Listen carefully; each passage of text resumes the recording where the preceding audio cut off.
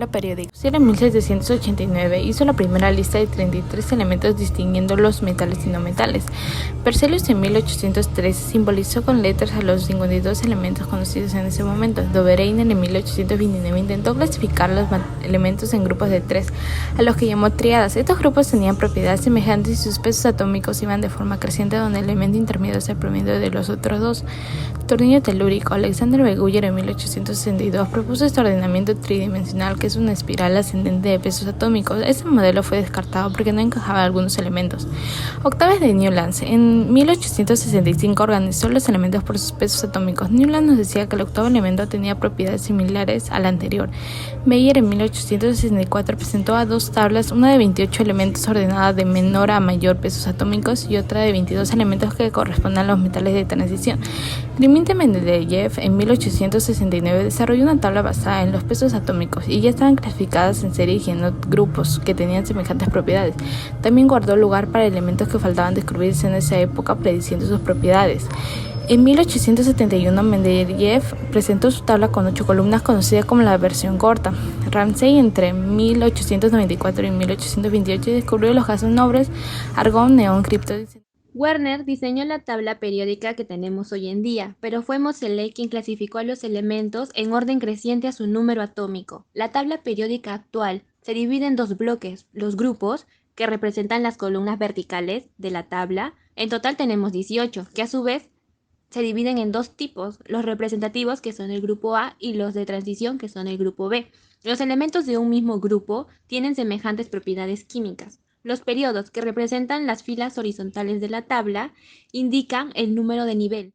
Nosotros hemos creado una tabla periódica en forma de botiquín, ya que representa un suministro importante en el área de la salud y en nuestra carrera de enfermería. Pondría usted, yo le daría un orden de forma decreciente, es decir, primero los elementos más importantes y los más utilizados, hasta los elementos que menos se utilizan, que han sido creados en laboratorio.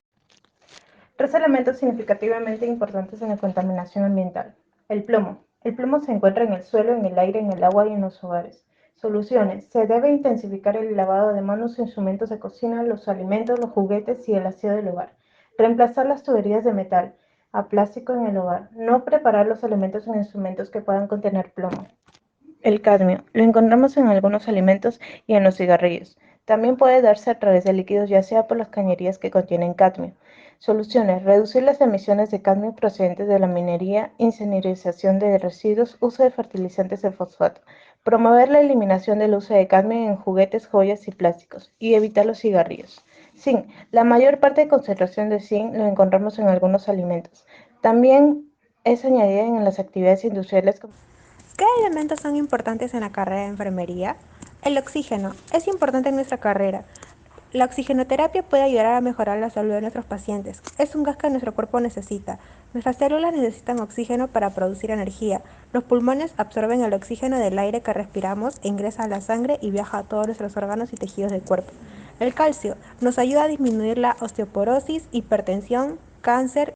En conclusión, han existido diferentes personajes que aportaron a la evolución y la creación de la tabla. Por otro lado, nosotros también mencionamos que el nuevo orden que le íbamos a dar sería el decreciente, primero los elementos más esenciales de la vida hasta los elementos más utilizados.